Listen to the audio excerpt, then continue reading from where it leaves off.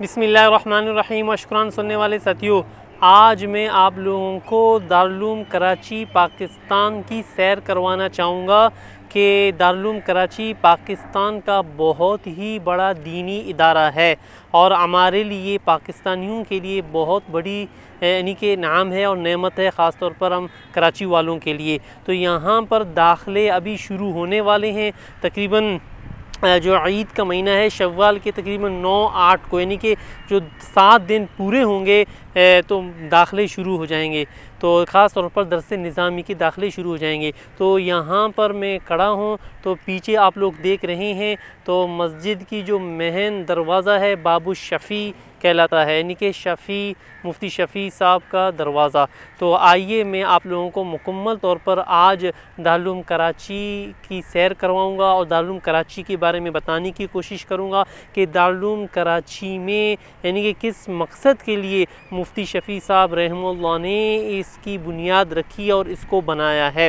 اور یقیناً آپ ایک ویڈیو دیکھ چکے ہیں ہماری حضرت مولانا مفتی تقی عثمانی صاحب کی جو صاحبزادے تھے حضرت مولانا ڈاکٹر مفتی احسان صاحب، ان کی باتیں بھی آپ لوگوں نے سنی ہیں. تو قرآن سننے والے ساتھیوں، دراصل جامعہ دارالعلوم کراچی دینی درسگاہوں کے اس مقدس سلسلے کی کڑی ہے جو اس بر صغیر میں یعنی کہ ہندوستان اور پاکستان میں اللہ کے کچھ نیک بندوں نے انگریزی استعمار کی تاریک رات میں دین کی شمع روشن رکھنے کے لیے قائم کیا تھا. دارالعلوم دیوبند کے بانی حضرت مولانا محمد قاسم نانوتوی رحمۃ اللہ علیہ اور حضرت مولانا رشید احمد گنگوئی رحمۃ اللہ علیہ اور ان کے رفقا انگریز کے خلاف 1857 عیسوی کی جہاد میں بالنفس نفیس شریک تھے. لیکن انگریز کے سیاسی اقتدار کے مستحکم ہونے کے بعد انہوں نے محسوس کیا کہ اب محاذ جنگ تبدیل ہو چکا ہے. اب انگریز کی کوشش پوری منصوبہ بندی کے ساتھ یہ ہے کہ مسلمانوں کو سیاسی طور پر زیر کرنے کے بعد فکری طور پر بھی اپنا غلام بنایا جائے، جس کے لیے وہ ایک ایسا نظام رائج کر رہا ہے جو مسلمانوں کے دل پر مغربی افکار کا سکہ جمائے. اس کے ساتھ ساتھ انگریز کی کوشش یہی ہے کہ اسلامی علوم کو سینے سے لگانے والوں پر معاش کے تمام دروازے بند کر دیے جائیں. اس لیے ان علماء کرام اور بزرگان دین نے روکھی سوکھی کھا کر اور موٹا چھوٹا پہن کر دارالعلوم دیوبند کی بنیاد رکھی اور ایسے سرفروش علماء کرام کی ایک بڑی جماعت تیار کر دی جو دنیا کی چمک دمک سے منہ موڑ کر کچے مکانوں اور تنگ حجروں میں دینی علوم کے چراغ کو وقت کی آندھیوں سے بجھاتے رہے تاکہ اس سیاسی مغلوبیت کی دور میں مسلمان اپنی عبادات یعنی کہ باہمی جو معاملات ہیں، معاشرت اور اخلاق معاملات میں اسلامی احکام اور اقتدار کو چھوڑ کر غیروں کے طریقوں کی تقلید یعنی کہ نہ کرنے لگیں، ان کے پیروکار نہ بن جائیں. اور پھر جب کبھی مسلمانوں کو سیاسی اقتدار واپس ملے تو انہیں سرور کونین محسن انسانیت حضرت محمد رسول اللہ خاتم النبیین صلی اللہ علیہ وسلم کا لایا ہوا دین اپنی صحیح شکل و صورت میں محفوظ مل جائے. اسی طرح حضرت شاہ ولی اللہ صاحب محدث دہلوی رحمۃ اللہ علیہ کا لگایا ہوا چمن جس پر خزاں نے ڈیرے جما لیے تھے دوبارہ سرسبز و شاداب ہونے لگا. جب ہندوستان تقسیم ہوا تو ہجرت پاکستان کے بعد فقیہ الامت حضرت مولانا مفتی محمد شفیع دیوبندی صاحب رحمۃ اللہ علیہ نے 2 کاموں کو اپنا مقصد زندگی بنا لیا تھا. ایک پاکستان میں شریعت اسلامیہ کے نفاذ کے لیے جد و جہد، دوسرے کراچی میں یہاں کے شایان شان دارالعلوم کا قیام. ابتدائی 2 سال تو قرارداد مقاصد اور اسلامی دستور کی جد و جہد جو انتہائی بے سر و سامانی کے ساتھ ہو رہی تھی، یعنی کہ اسلامی دستور کی جد و جہد میں اتنی مشغولیت رہی کہ دارالعلوم کے قیام میں کامیابی نہ ہو سکی۔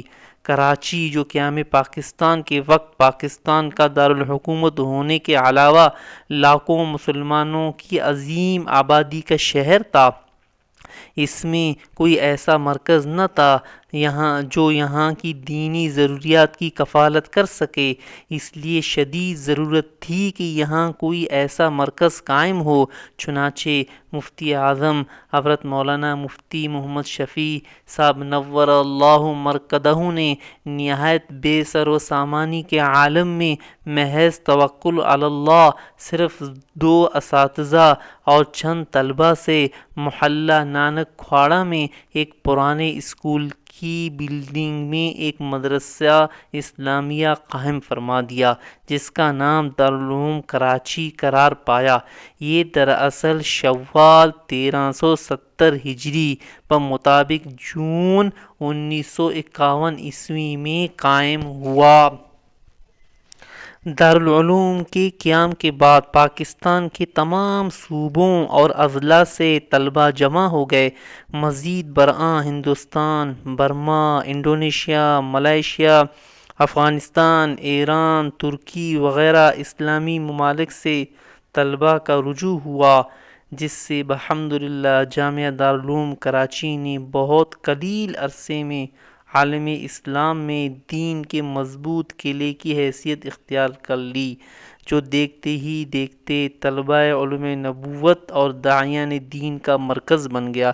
آئیے حضرت مولانا مفتی محمد شفیع صاحب کے پوتے شیخ الاسلام حضرت مولانا مفتی تقی عثمانی صاحب کی باتیں بھی کچھ سن لیتے ہیں ایک مختصر ویڈیو میں۔ اگر آپ کو تفصیل درکار ہے تو اس سے پہلے میں مکمل طور پر انٹرویو پوڈ کاسٹنگ کے حوالے سے بھی میں اپلوڈ کر چکا ہوں، وہاں پر مکمل دیکھ لیے کہ کیسے کس طرح یعنی کہ ایک سوہار نے یعنی کہ سونا بنانے والے ایک آدمی نے کیسے کس طرح حضرت مولانا مفتی شفیع صاحب کو دھوکہ دیا، اور ایک درد بھری داستان ہے۔ آئیے سنتے ہیں حضرت مولانا مفتی شفیع صاحب رحمہ اللہ کے پوتے حضرت مولانا ڈاکٹر حسان اشرف عثمانی صاحب کی زبانی وہ کیا کہتے ہیں، سنیے۔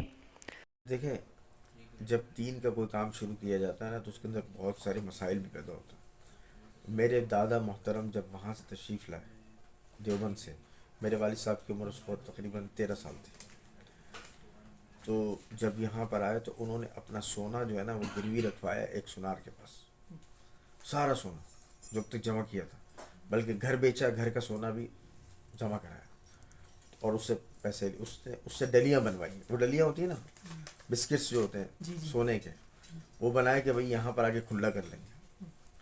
اب وہ یہاں پر آئے کراچی، ایک ہی جمع پونجی تھی، اور عیال تو بہت بڑا تھا، جمع پونجی ایسی تھی کہ جب کراچی تشریف لائے اور جا کر سونار کو دکھایا، اس نے کہا بھائی آپ کو دھوکہ ہو گیا۔ وہ سارا سونا جو ہے وہ پیتل نکلا۔ ارے انا للہ و انا الیہ راجعون۔ اور ایک تو ویسی بے سر و سامانی کا عالم، اور وہاں سے آئے ہیں، بچے ساتھ ہیں، اور کچھ بھی جو جمع پونجی ساتھ تھی وہ کھوٹی نکلی، تو یہ سلسلہ ہوا۔ تو بڑی مسائل ہوئے والد صاحب کے دادا کے زمانے میں، لیکن اللہ تعالیٰ نے دیکھو سارا بدل دیا، اور الحمدللہ یہ پورا گلشن بنا دیا۔ تو یہ تو اخلاص کی برکت ہے، اخلاص کی برکت ہے، بالکل اخلاص کی برکت ہے کہ انہوں نے یہ سارے کام کیے الحمدللہ۔ اچھا، آپ نے کوئی اپنی ہم کہتے ہیں نا کوئی جائز آئیے دارالعلوم کراچی کو تصاویر کی صورت میں دیکھ لیں تو دارالعلوم کراچی میں کار پارکنگ کی جگہ ہے، دراست متوسطہ یعنی کہ کلاسیں ہیں، تو اندرونی بیرونی منظر آپ لوگ دیکھ رہے ہیں تصاویر کی صورت میں۔ دارالصدیق کی یعنی کہ ہاسٹل ہے، اور دارالصدیق یعنی کہ ہاسٹل کی بیرونی منظر آپ لوگ دیکھ رہے ہیں، تو تمام سہولیات سے آراستہ دارالاقامہ یعنی کہ ہاسٹل کی، اور دراست العلیہ یعنی کہ دورہ حدیث فائنل ہیڈل کی کلاسیں ہوتی ہیں۔ دارالافتاء میں مفتی صاحب کی نشست گاہ ہے، دفتر تعلیمات میں ناظم جامعہ کی نشستگاہ ہے۔ جامعہ مسجد دارالعلوم کراچی کی باب شبیر احمد عثمانی ہے۔ ماہنامہ البلاغ کی دفتر ہے، تصویر آپ لوگ دیکھ رہے ہیں۔ مدرسہ ابتدائیہ و ثانویہ کا فضائی منظر آپ لوگ دیکھ رہے ہیں۔